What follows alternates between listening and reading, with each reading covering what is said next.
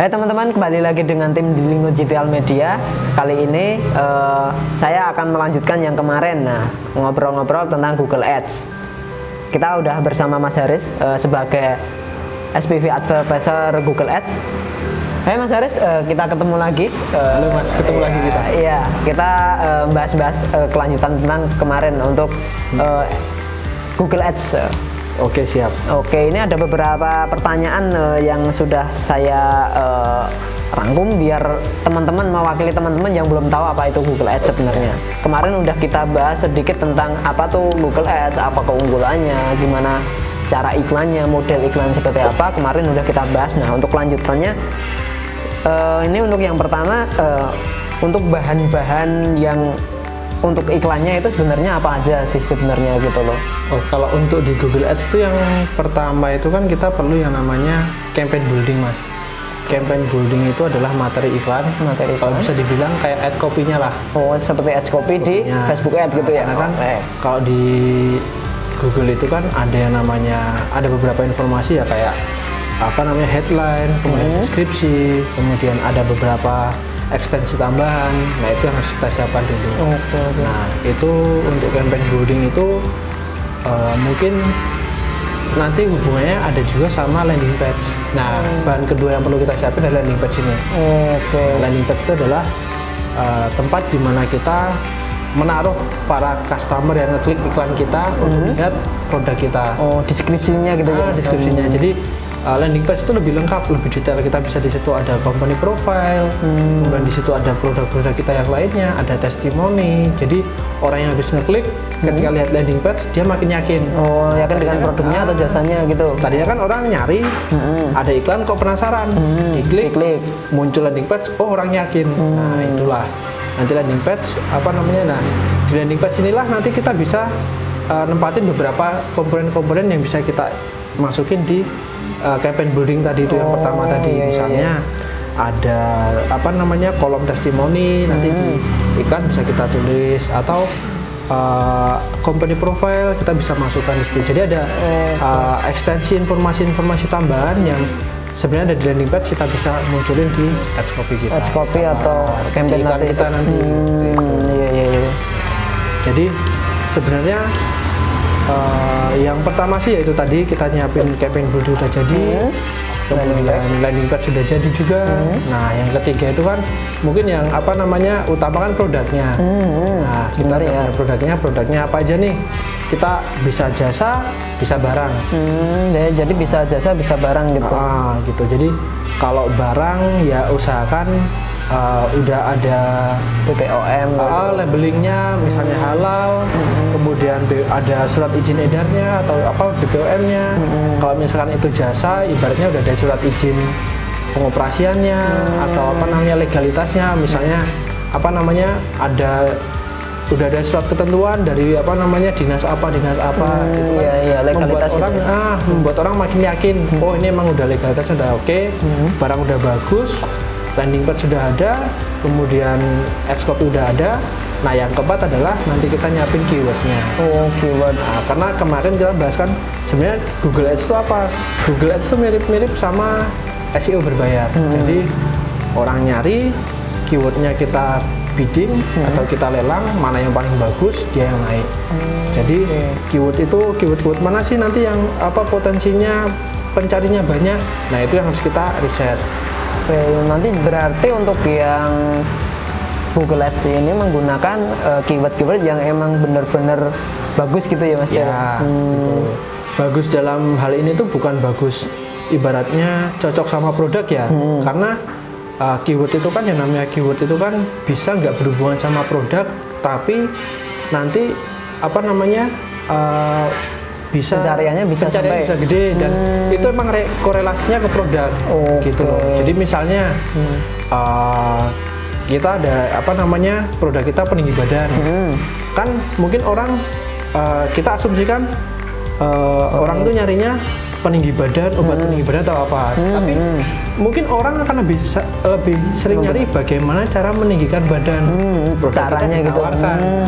Jadi keyword itu sebenarnya karakteristiknya banyak, jadi nggak bisa kita lihat keyword itu secara apa namanya kata, oh ini nggak masuk, oh ini masuk, enggak. Kita harus melakukan riset dulu. Iya, jadi kayak kita itu berpikiran apa yang akan diketik oleh customer ketika ya. membutuhkan barang kita gitu. Atau orang ada masalah apa, kita coba memberi tawaran. barang Jadi kita, tidak tanda kutip tidak harus keyword itu harus langsung berhubungan dengan produk gitu ya. nggak harus hard selling mas, bisa soft selling juga. Dan juga apa namanya, kita juga harus lihat volume pencariannya. Jadi keywordnya apa namanya sedikit menjurus, tapi volume pencariannya dikit, ya sama aja. Jadi banyak volume pencariannya sebulan cuma ada 50 nih, ya potensi kita bisa apa namanya jangkauannya cuma paling bisa sampai 50 itu. Iya, berarti emang kita cari yang volumenya gede. Jadi kita kombinasikan keyword itu gitu kan. Nanti kombinasi keyword itu bisa kita masukkan juga di dalam ad copy, di dalam campaign building. Oh, jadi yang dimaksud di Google Ads ini Ads copy itu sebenarnya jadi kumpulan beberapa keyword. Jadi kalau saya urutin mas ya, yang pertama kita punya produk, yang kedua kita riset keyword. Nah dari riset keyword ini kita masukkan ke keyword-keyword yang bagusnya, kita masukkan ke landing page dan ke ad copy. Karena basicnya ini kan juga SEO mas. Jadi landing page juga perlu yang namanya organic search atau juga paid search gitu kan. Pencarian berbayar atau pencarian organik gitu kan. Jadi orang tanpa lihat iklan pun kalau misalnya SEO-nya udah bagus, orang akan langsung klik gitu ya. Iya, gitu kan. Landing page kita udah keangkat. Otomatis landing page keangkat. Jadi tadi yang pertama adalah keyword, kemudian yang pertama tadi udah ada barang, yang kedua ada keyword, kemudian yang ketiga kita keywordin nanti landing page dengan apa namanya campaign building, udah itu kita tinggal langsung nanti iklan. Oke. Berarti nanti untuk yang landing page itu menjelaskan tentang produknya atau malah ada sisipan keywordnya juga? Ya sebaiknya dari sisipan keywordnya, karena semakin bagus density itu kan kemunculan dari keyword itu. Semakin bagus nanti harga dari cost per kliknya itu akan lebih murah. Jadi istilahnya kalau bisa dari nama website atau nama LP tadi, terus untuk isinya dengan ads copy-nya harus kalau bisa itu ada keywordnya semua. Jadi mungkin Mas Lili pernah baca artikel kan? Oh artikelnya misalnya saya kemarin pernah baca artikel itu sablon gitu kan. Tulisannya pertama sablon Jakarta Jatinegara, belakangnya katanya nggak karuan. Jadi istilahnya satu bentuk untuk kita naikin density. Istilahnya berarti untuk kayak artikel SEO gitu bukan tentang informasi yang disampaikan, tapi hanya untuk mengangkat.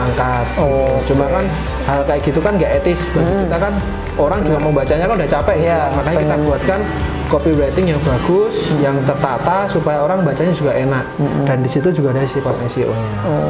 Sebenarnya yang bagus ketika landing page itu udah bagus, density-nya udah bagus, CPC-nya akan bisa lebih murah. Jadi istilahnya kayak keuntungan yang bakal kita dapat bakal lebih tinggi. Jangka panjangnya kan. Oke Mas, untuk pertanyaan selanjutnya, nah ada bedanya nggak sih atau karakteristik untuk jasa atau produk yang di Google Ads itu termasuk mudah atau sulit gitu loh? Oh ya, kalau di Google Ads itu sebenarnya semua iklan tuh bisa kita, semua produk produk desa itu bisa kita iklankan. Contoh aja kalau teman-teman mau search ya, cari aja jasa dukun gitu kan, pasti akan ada.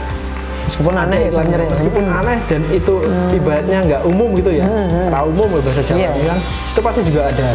Terus apa namanya obat-obat yang lain itu pasti ada, cuma ada beberapa hal yang harus kita waspadai gitu kan, misalnya kata-kata yang nggak dibolehkan sama Google gitu kan, ada kan kata-kata kedokteran yang mungkin di Facebook juga ada gitu kan. Misal jadi kayak jenis penyakit kayak gitu. Jenis penyakit, terus apa namanya jenis obat, nama obat. Kayak jenis-jenis apa namanya kandungannya. Jadi misalnya obat itu mengandung komponen apa, nah komponen itu biasanya dilarang. Jadi spesifik dari bahan tersebut yang tidak boleh.